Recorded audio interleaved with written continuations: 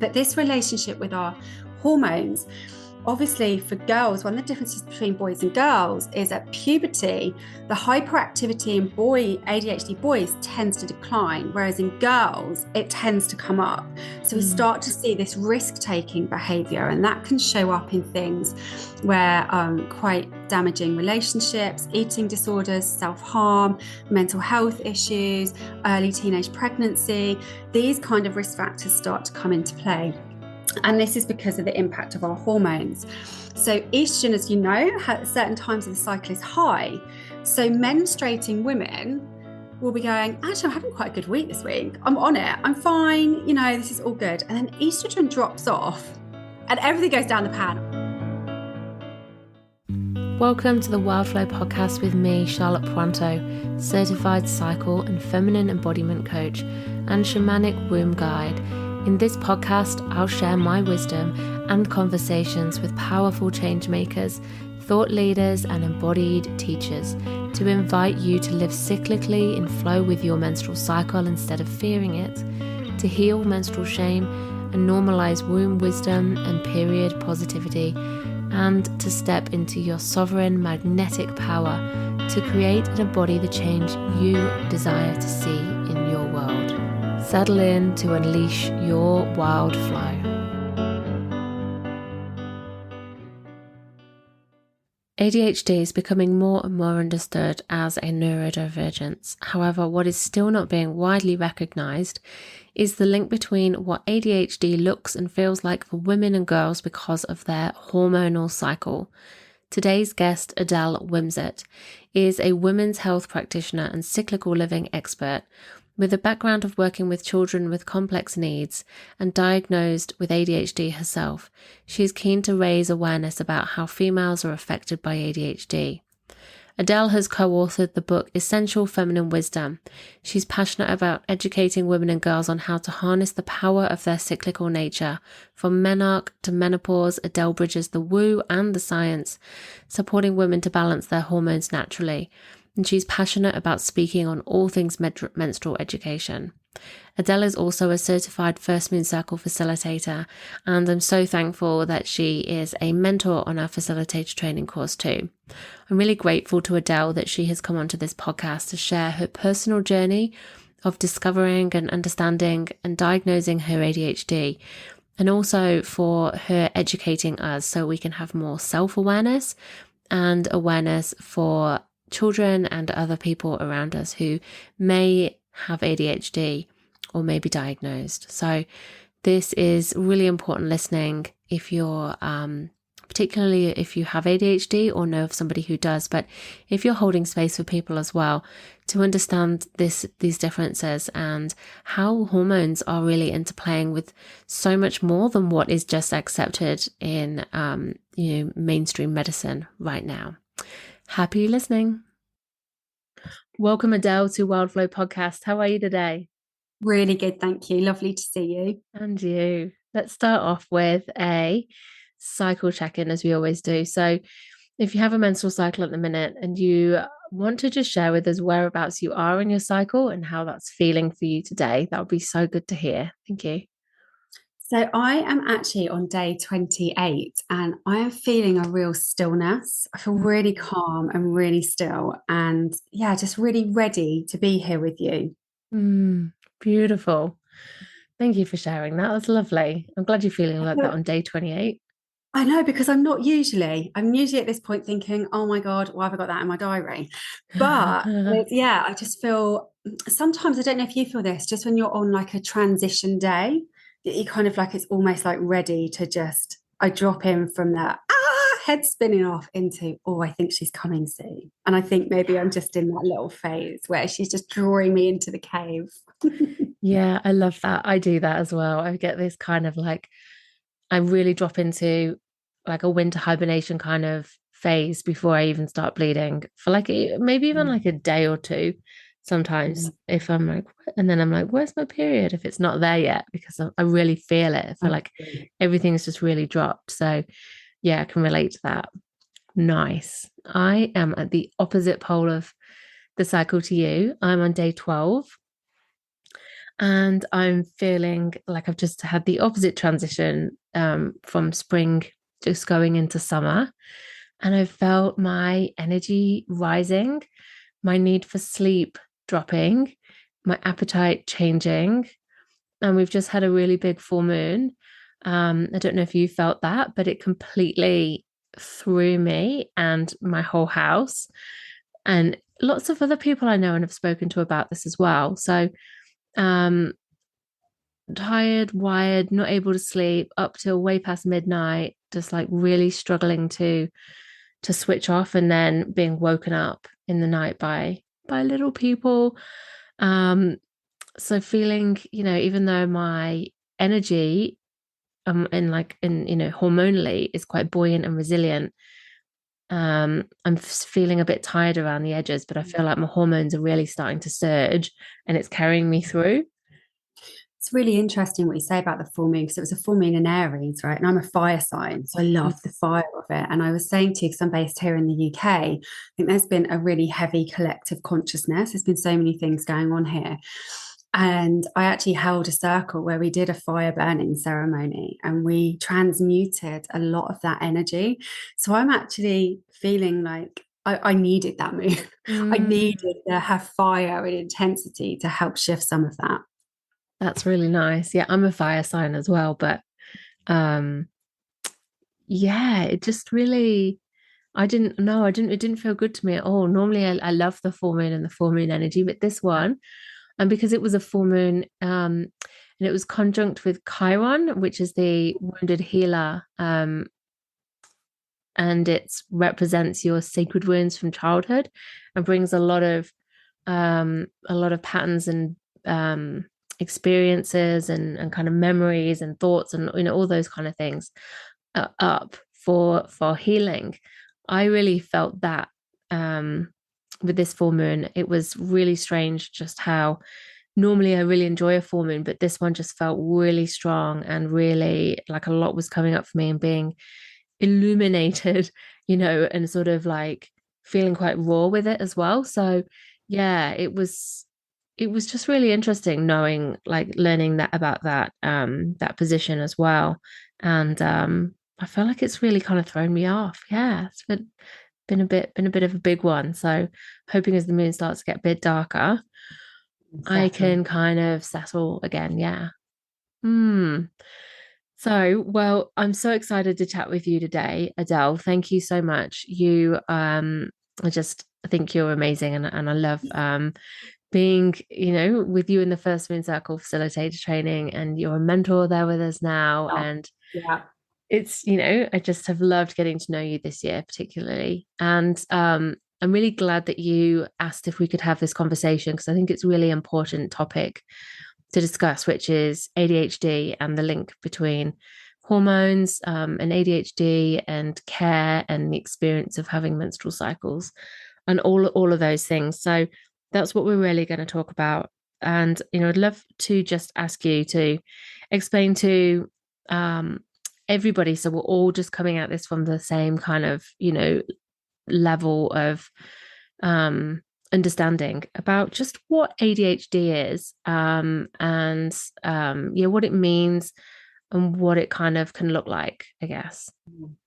So basically, ADHD stands for Attention Deficit Hyperactive Disorder, which is a really terrible name for it because actually our attention can be amazing when we're interested in something. It's for us being able to hook into things that we're not, that it can become a bit of a challenge. So there's a bit of an international discussion around the name of it at the moment, but you may have heard the term ADD. That doesn't exist anymore. ADHD covers three types. There's three subtypes, which is inattentive, combined type, and then hyperactive. So hyperactive, for the purposes of this podcast, I'm going to really focus on girls, okay? And when I run workshops on ADHD and girls, I try and say, kind of try and forget everything that you think you know about ADHD, because we're really struggling with these old stereotypes of the naughty little boy bouncing around a classroom, which that is just not ADHD. It is sometimes in boys, but when we're looking at it from a female perspective, it's really unhelpful to focus on that because that isn't most females' experiences, which is why we get lost. And actually, the hyperactive element for us, to have a standalone hyperactive is quite unusual in girls. We tend to be combined type, which is hyperactive and inattentive. And then much more likely to be inattentive, where we really we can be the daydreamer, that's where we kind of get that looking out the window, not interested, or she's just a bit of a dilly daydreamer. And the combined type, so the hyperactivity can start to show up not necessarily as behavior, and I'm going to explain why, but as hyper thought, hyper speech, and maybe like fidgety, rather than like boys may be seen to be running around and bouncing around. And the reason that this presents so differently in girls comes down to gender expectations, gender role expectations that we see within our culture. So, which I will come back to. But basically, ADHD, they don't really know what causes it. We know there's a very strong genetic link. What we do know is it's not bad diet, it's not poor parenting, it's a neurological condition that people have. Yes, trauma and these other factors can really affect how this ADHD shows up and how it's managed, because we can have lots of protective factors in place, but ultimately it's a neurological condition. And our brain just works differently. We see the world differently. And it comes down to something called executive dysfunction. When I heard that, I was like, well, what exactly is this? And basically, it's a part of the brain that is sort of controlled by neurotransmitters. So you've heard of things like dopamine, serotonin, norepinephrine, these things that kind of fire us up and get us motivated and get us into action state. And for some reason, they tend to not work properly. They're dysregulated, in a simple term for us.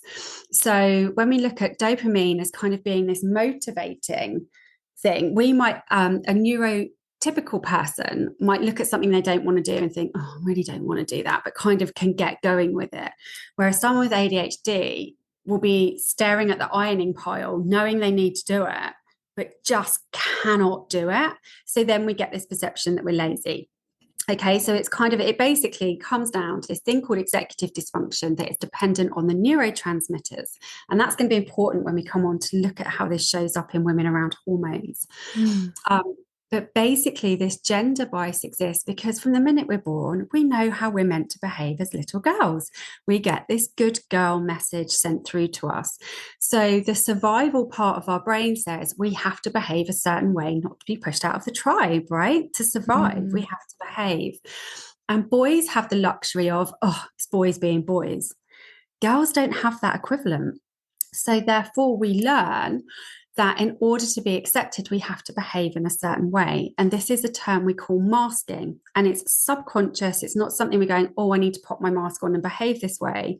We just learn what is expected. So quite often it shows up in girls in perfectionism, emotional dysregulation, so getting really upset about things, feeling it quite often gets misdiagnosed as anxiety, because if you think in their head all the time, we're thinking, how have I got to behave? That's exhausting and massively overstimulating.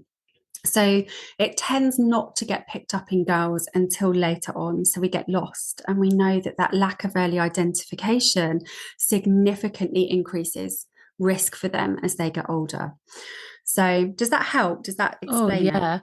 That explains so much. And when you said throw it all out the window, everything you think you've really kind of turned it on its head in terms of what I thought it was and how it presented and what it was like more for girls. So that's really, really, really fascinating. Thank you so much for explaining that. And I'm really looking forward to hearing, much more on what you've got to share. But I'd love to ask you, Adele, as somebody who you have ADHD yourself, could you just share with us a bit about what it's been like for you in terms of discovering your ADHD and, kind of like how old you were, I guess, when you found out, and how it's kind of affected you, like knowing, not knowing? We're just interested to know. Yeah, of course. So I actually look back and I was in Mensa. I had an incredibly high IQ. I achieved a lot academically, although if you look at my IQ compared to my academic outcomes, I should have done a lot better. But I was in a grammar school. I got my A levels. I got my degree. I won an award for my academic research into females. I've published a book. I've got to the top of my career in so many different, I've achieved. If you look at what we look at markers of success, that would be me. And the most common thing I get is people say to me, you haven't got ADHD. So if you take a top tip from this podcast, it would be never tell someone who says they've got ADHD that they haven't, unless you really understand the topic, because it's so invalidating. I do feel like a walking, talking ADHD awareness campaign sometimes, because it's like, actually, no, this is how it shows up. And many women, this is why they don't reach out and get assessments, because we go, oh no, but I don't do all of that stuff. I'm doing well in life. It must just be that I'm having a bad week or I'm having a bad time. So I look back, but I always, on the front of it, presented really well. But I had so many systems that I had subconsciously put in place, because one of the things is we forget everything. We always forget. I have got lists on lists on lists. I mean, Charlotte, you've worked with me long enough now to be, I'm like, Charlotte, where's the link for that? What's the date for that? I mean, time conversions literally send me over the edge. And what happens is we have all these things. So we create all these systems to make life organized for us, so we don't forget things, so we don't miss a beat, so we're not late for things, because we get hyper focused on something. If we're interested, I mean, my child can come up to me with their leg hanging off and I'll be like, oh, can you go see daddy? Because I'm so hyper focused on what I'm doing. That's how, because I'm so interested in it. So, there are, and we can get through. I mean, you put us under pressure to get something done and we will complete something in record time. People are like, how did you do that? So we do have all these superpowers within it. But for me, I think it was having this misunderstood anxiety. I'm not an anxious person. I'm a really confident person, but it was like it presents as anxiety internally, because I was explaining to you earlier, we have this constant drive, like we should be doing something that exists within us. Yet we could just be sat on the sofa staring at something, because we just can't get that dopamine firing up to get us going. So for me, I achieved outwardly really successfully. Have always been fortunate that I've had careers and work that I love and I'm really passionate about, because we can't do boring things. We just can't. But for me, I only got diagnosed when I was 41, combined type. And it was the most validating experience of my life. Okay. I'd known that I'd had it for about 13 years, but I was like, what's the point?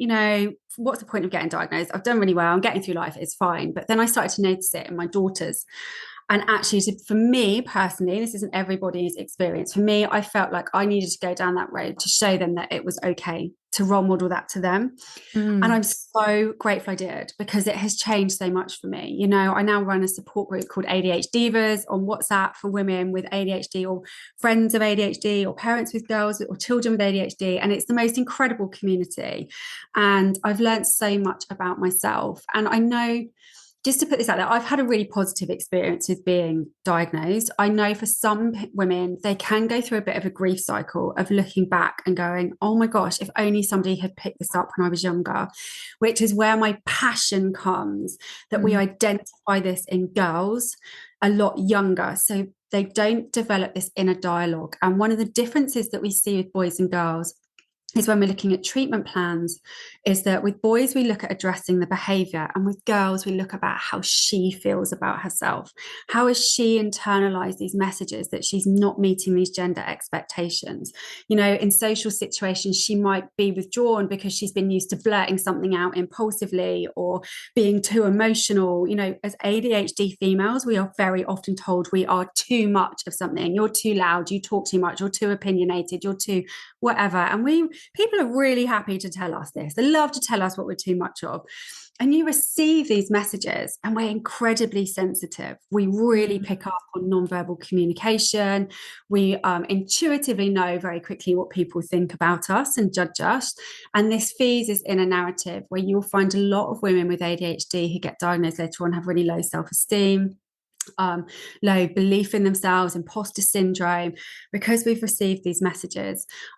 So I really try to work around saying there are so many gifts that we have. I actually believe it's the world that's wrong. I don't believe it's us. I believe like we live in this really system processy world where everyone's meant to be the same, like in the school system and all of this. And we go, well, that doesn't make sense. We're the rebels, we're the rule challengers. Well, why do I need to do that? And that energy that we have, but it doesn't fit neatly into a box. So that's my experience. It's been very positive for me. Would it have made a difference had I been diagnosed younger? I was a child of the 80s. We knew what we knew, and it just wasn't seen as that. I was such a good girl. I was the little girl that every teacher wanted in our class. It's the same for my children. So I had 30 of you because they don't present a problem generally. Generally, we don't present a problem to the teachers. We present a problem to ourselves. Oh, wow. I'm really moved by that. Thank you. Thank you so much for sharing your story and your experience. And I'm really, really glad for you that you've had a really positive time, even though you had that diagnosis, recently and not when you were young. But I'm glad for you that you've not had that experience of, I wish I'd known, because I did wonder whether that's what you would say, if only you had known sooner. So it's really fascinating hearing how those, the girls with ADHD are presenting as, like the really easy children in the classroom. And it's just not what I thought you were going to say. So yeah, I really appreciate you educating, me and no doubt lots of listeners as well. Thank you. And I think something that's really important to remember, and if anyone's interested in finding out more, Dr. Patricia Quinn is an international lead on ADHD with girls, one of them, and she gives a very strong message that doing well at school is not an indicator of not having ADHD. Because I even had a woman in my community recently an adult woman go and have a diagnosis, and the male practitioner said, well, you did well at school, you can't have ADHD. And I, oh my gosh, this is insane. And something I'm really passionate about, and excuse my little feminist rampage here, is this gender bias that we see existing across all medicine. This is acknowledged. This isn't a feminist kind of perspective. It's a fact. There's this massive gender bias. Even lab rats tend to be males. So we know medicine works on the male physiology. Yeah. So the information we have, we just get treated as small men when it comes to treating us. And ADHD massively highlights this. The screening tools, assessment tools, intervention, treatment options are all based on what works for naughty little boys. And ADHD is so much bigger than that. So there is an international awakening at the moment to try and have these tools redesigned to fit with the feminine experience.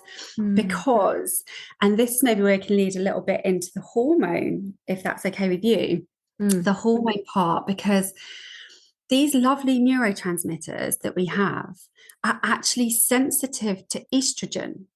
So this is why the fluctuations throughout our cycle and these very distinct hormonal phases that women have that men don't have a massive impact on our diagnosis and our traits. So every single ADHD woman will have different traits, really. They'll all be to do this executive dysfunction, but it will show up differently. So for one, mine is like memory. I will literally come downstairs to come and do something. An hour later, I'm like, why am I down here? This kind of, and people say, well, I do this, I've got a lot of ADHD traits. And I think a really lovely way to say that is everybody needs to go for a wee.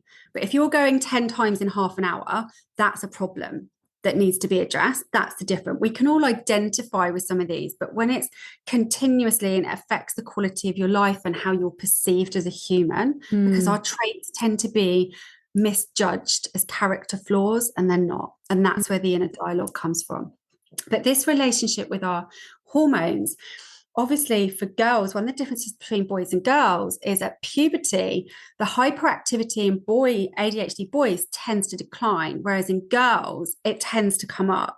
So we start to see this risk-taking behavior, and that can show up in things where quite damaging relationships, eating disorders, self-harm, mental health issues, early teenage pregnancy. These kind of risk factors start to come into play. And this is because of the impact of our hormones. So estrogen, as you know, at certain times of the cycle is high. So menstruating women will be going, actually, I'm having quite a good week this week. I'm on it. I'm fine. This is all good. And then estrogen drops off and everything goes down the pan. I'm being really good not to swear on your podcast. That happened so You can swear. You can swear. It's really good. I'm quite proud of myself. I usually have a mouth like a sailor. And so and then we look around us and it's like, I can't cope. Everything's gone. And it's actually because our estrogen isn't there. And now, interestingly, another layer of complexity with this is our lovely, if we're still ovulating, our progesterone starts to rise in the second half of our cycle. And this, for neurotypical women, it's the keep calm and carry on hormone, right? So this is nice. However, for women who are neurodivergent, and by that, by neurodivergent, I mean sort of fitting into these other categories like ADHD, autism, and a host of others, that progesterone can actually dampen the effect of this estrogen. So I see estrogen and progesterone as like these sister hormones, and estrogen's keeping us going. We're like, this is lovely.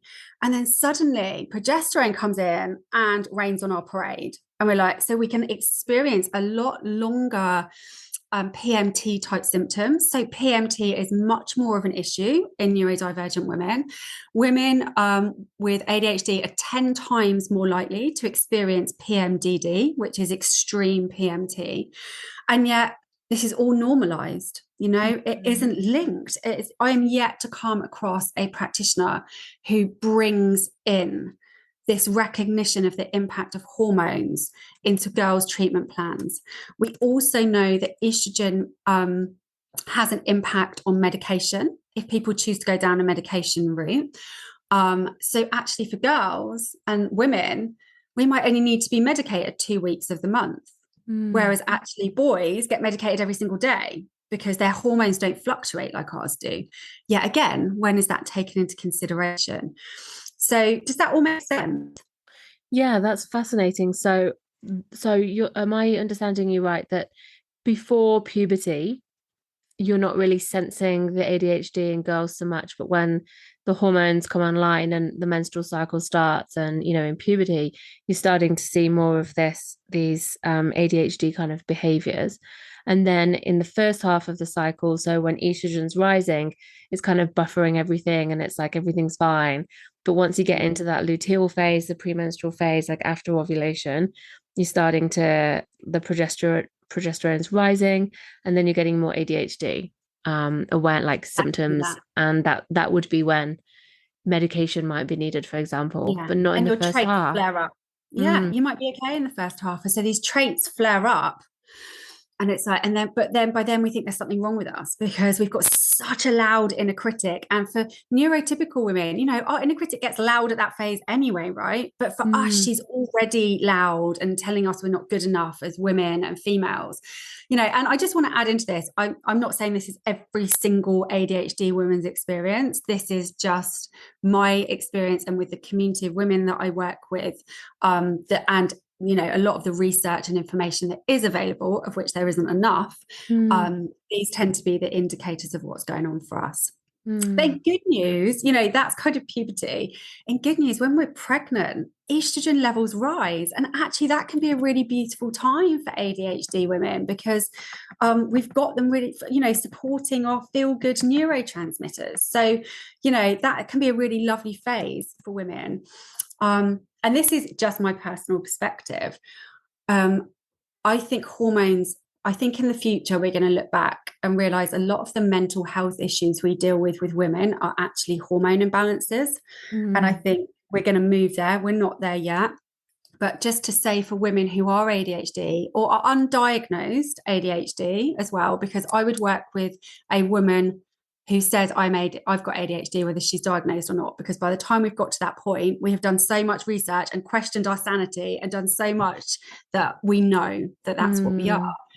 But actually, if they're after pregnancy, our hormones can drop right down. That can be a really vulnerable time for us because those traits can flare up at a time when we're really tired, we're trying to navigate motherhood. So that can be a real time to really be kind and compassionate and supportive of yourself in that time because they've just dropped off. Would that often get misdiagnosed then as like postpartum depression? Absolutely. Yeah. Yeah. Yeah. Wow. And That's interesting. and I think, even outside of ADHD, if you spoke to most frontline practitioners and said, I don't need mental health, I think I'd like to try some HRT, some hormones to help balance that out, they may well look at you like you're an alien, but actually my personal opinion is that actually perhaps if we supported with a bit of hormone to help the body balance out, that could be more supportive to women during that phase. But that's So just when my you say opinion. HRT, you mean like the typical HRT that women going through menopause or would be Yeah, given? so actually, when we're looking at hormone replacement, so this is a really controversial topic, and I won't take too much time of it.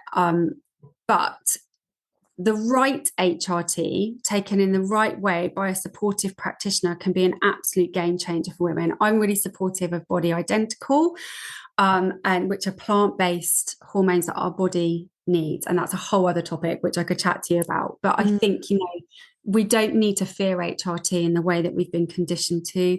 The most recent cancer journal in May this year showed that there is absolutely no link between HRT and breast cancer.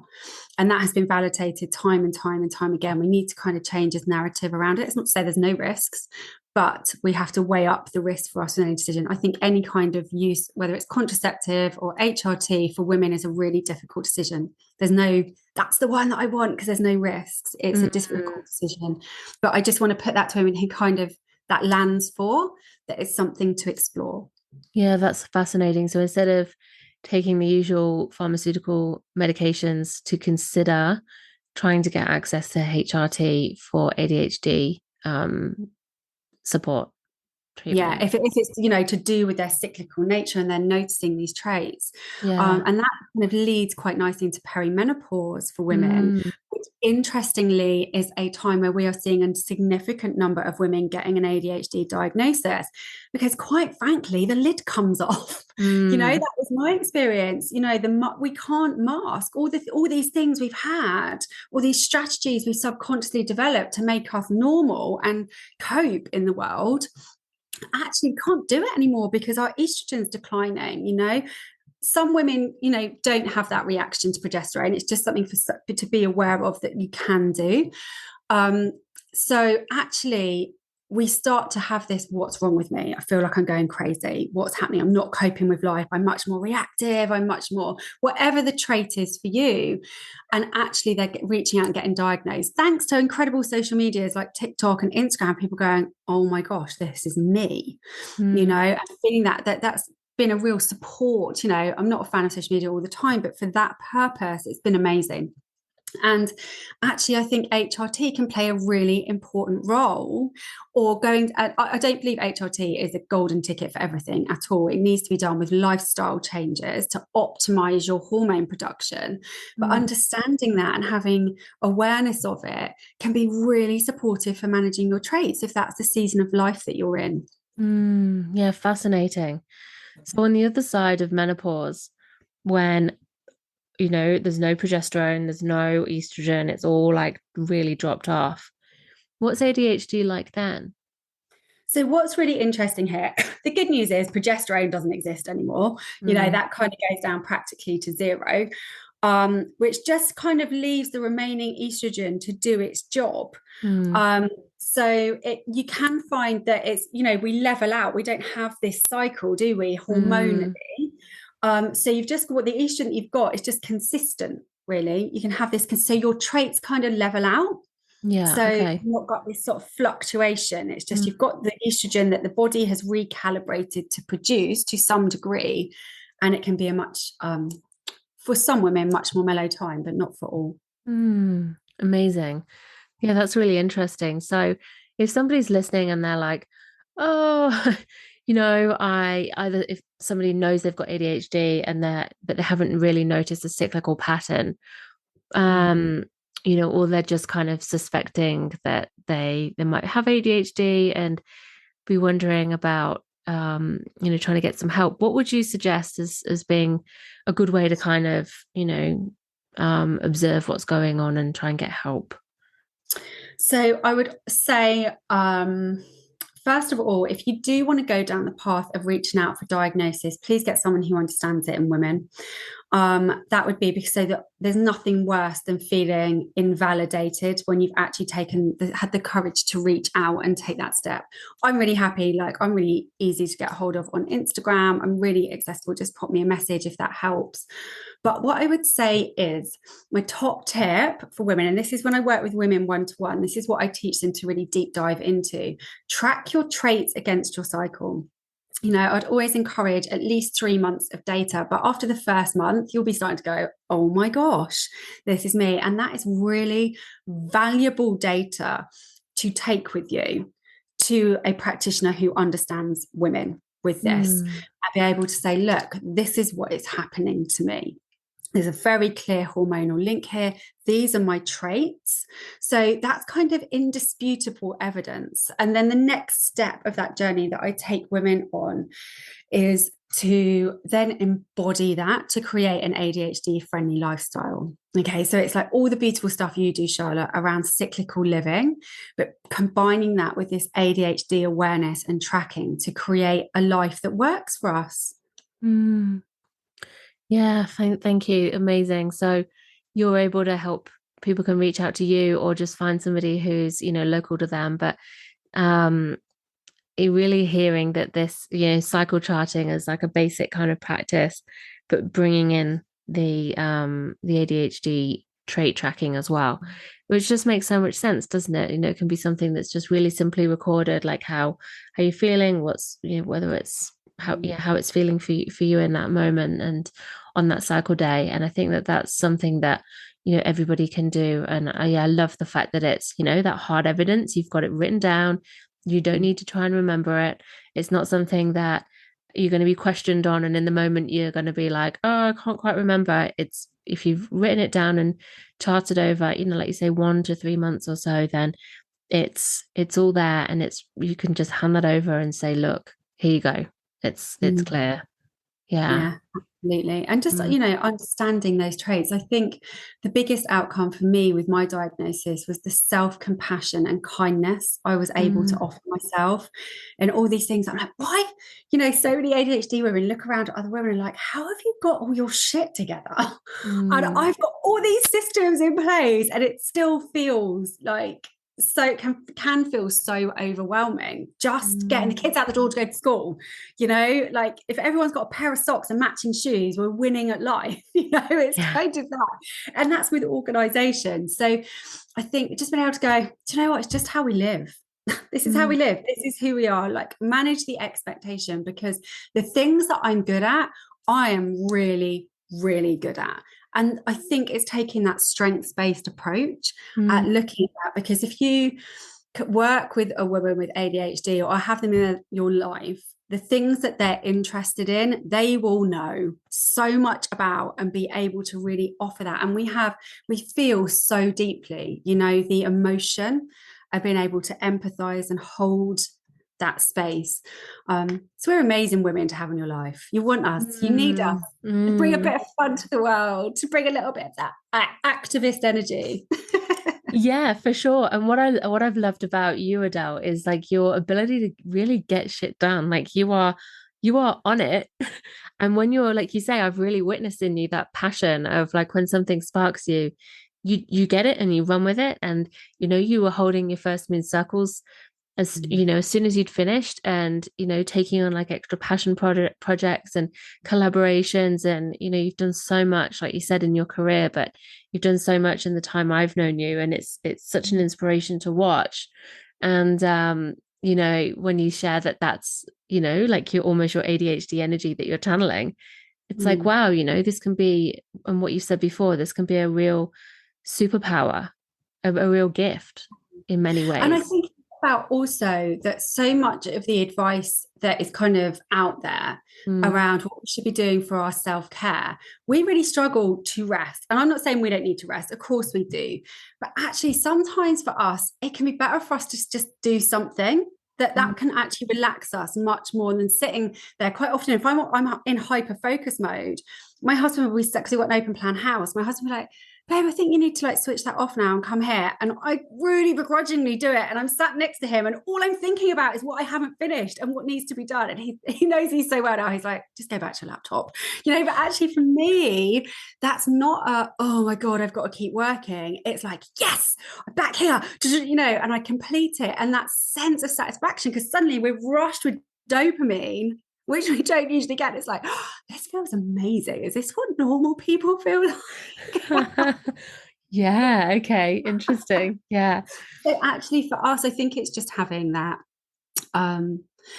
real compassion to kind of go, we don't always, it's okay to find our own way to look after ourselves. It might be for us that we do need to sit on a laptop and finish something off, and that feels better to us than laying down trying to do some breathing, because our brain is just in hyper focus mode and can't unhook out of that. And once you've unhooked, then we go, oh, now I can sit here, it's fine, it's done. So just that kind of awareness of our day-to-day life and how it shows up, but track your cycle, track your traits, feel that you have enough information to advocate for yourself, as sadly, like so many things in women's health, and I see this in my bigger work as a women's health practitioner, we have to be armed with my broader work as a women's health practitioner, where we have to be armed with so much information to be heard. We have to be advocates for ourselves, even when usually we're in an overwhelmed, tired, dysregulated state. We have to be the advocate because, hey, patriarchy, but actually I would say arm yourself with as much information as possible and prepare yourself to be your own advocate. Yeah, I'm sorry it is that way, but I love that there are real tangible ways that we can advocate for ourselves, and the way that you've described the way that people can do that, I think is empowering. And I hope that we are getting closer to what you were saying before about reframing that, the definitions, the tools, all of that, about the understanding of what it's like for girls and people with cycles and hormones, female hormones, as opposed to boys, and the way that they're the same every day. I've just got one more question for you, because I'm just curious, based on how you were describing the hormonal phases around a cycle, and I'm just curious as to whether you've noticed that in terms of like the cycle syncing way, where you might have different strengths or superpowers in each phase of an actual menstrual cycle, whether you've kind of noticed that with ADHD there are particular times in your cycle that are really good for one thing, and then in a different phase, like, you find that you're better at other things come to the fore in that kind of cycle syncing approach. That's something you've noticed? Yeah, so what was interesting is that I started cycle syncing way before I had my diagnosis with ADHD. And even though I was kind of aware that I had it, it's not something I really consciously thought about. So my cycle syncing, I just thought it was normal. All the stuff that how I did things, it's almost like extreme. I feel like with ADHD, it's like extreme things. Like, it's really unusual for me to feel this good and this external and present at this phase of my cycle. Really unusual, because at this point I can really be on my knees, because this is usually the point at which that inner drive I spoke about, suddenly I hit a wall and I'm like, oh my gosh, I need a blanket just to lay here and eat raw chocolate and drink cacao. That's usually the point that I'm at in this phase. And so I feel like I experience it really extremely. And then when I'm in my higher phases, can present as probably quite manic to some people at a time. I'm like, oh my gosh. And I can literally, I'm like a machine. I can go from like 5 a.m. and going and going. And I'm like, and I have this huge capacity for work. I have the ability to process a lot of information very quickly.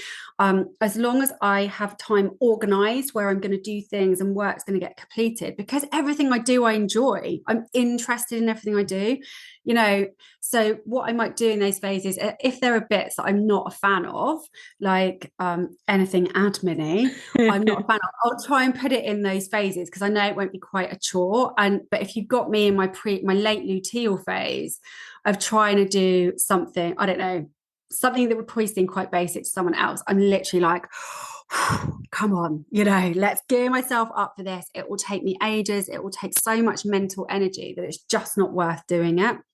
So it's just, I think I've my extremes are normal to me because it's who I've always been, but to observe me would probably feel more challenging than it does to be me, if that makes sense. It's that extreme, but being able to acknowledge, well, that's just how I work, you know, and actually being able to step in our power and say, I'm really sorry, I can't do that then.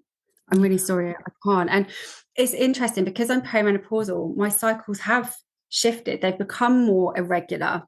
They've become, they've changed. So that makes it more challenging to book things into my diary. But I'm very good at buffering it. So like for today, there's no one else that I need to speak to or see. So actually it's completely buffered and protected for me. If I had been in that, like, right, let's do this, I could just go and lay like a starfish in my front room and recover. You know, it's making sure that we understand that to buffer our energy, conserve our energy, because fatigue is a big thing for us. Even if we're sat still, our brain is going at 100 miles an hour. For example, one of my little girls has inattentive ADHD, and quite often her answer to things will be, I don't know, just something quite simple like, what would you like for breakfast? I don't know. And that's because in her brain, there's so many options that she can't, it's like, well, is it going to be this? It's going to be this, it's going to be this. Whereas if I say, would you like X or X? She can do that because it's two. Whereas if it's like this real open question, her answer will be, I don't know. And that's where, you know, you think of them in a classroom, well, what do you mean you don't know? You know, we've presented all this information and then they're like inside, and then they just go quiet and don't want to put their hands up and don't want to ask things because they're worried that they're going to look silly. So it's just understanding these little bits. Just give us positions of leadership. We always think we're right. We think we're right. We get misunderstood as being bossy. I'm like, no, we're just really good leaders. We're really good leaders. We see really good ways out of things and really creative solutions. Amazing. Thank you so much for sharing, Adele. I have learned so much from you and I'm really grateful for you sharing your experience. And I hope that anyone listening, you know, can you know, if this is you, then support yourself or those around you. And I think, you know, for people who are holding space for other people, particularly, you know, with a menstrual cycle kind of focus lens, because I know a lot of listeners are, then, you know, this is something that we can have that awareness of. And I feel like I can really take that into my toolkit, I guess, as well, and just have that awareness and appreciation, you know, as we're always talking about people's own unique cycle experience, but how, you know, there's such a spectrum of what it's like to have a menstrual cycle. So thank you so much for sharing. I really appreciate it. Thank you for having me. You know, give me a soapbox and I'll stand on it. Yeah, please do anytime. Yeah. So where can people find you, Adele, if they do want to come and, you know, find your work or maybe reach out about working with you or get some information? Yeah, I love working in my feminine. I love collaboration. I believe we all rise together. We all support each other. We've all got our own unique beauty to bring to this world. So I love to collaborate. I love to hear from other women in the work that they're doing. So yeah, Instagram, really. Instagram's the best place for me. If there is anyone who is ADHD and would like to be added to the WhatsApp support group that we run, please reach out to me. I'm really happy to share that. It's a really beautiful space. And quite fun as well, and occasionally a bit ranty. But it's that's another option that's available. But Instagram's probably the best place to get me. Beautiful. Okay, I'll put your links in the show notes. But you're Harmonize You, aren't you, on Instagram? Yeah, Harmonize You. Amazing. Thank you so much, Adele. Pleasure. Thank you for having me, darling. Thank you so much for listening in. If you're loving this podcast and you'd love to help me spread the wisdom shared, please leave a review or rating or share this with somebody who you think would love to listen in. I'm really passionate about creating ripples of change and getting this information to more women, girls, and people with a cycle so that they can reclaim their cyclic natures too.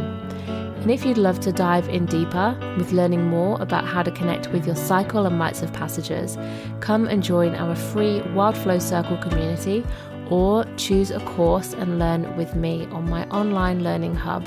All the links are in the show notes. And until next time, be well and go with the flow of your cyclic nature.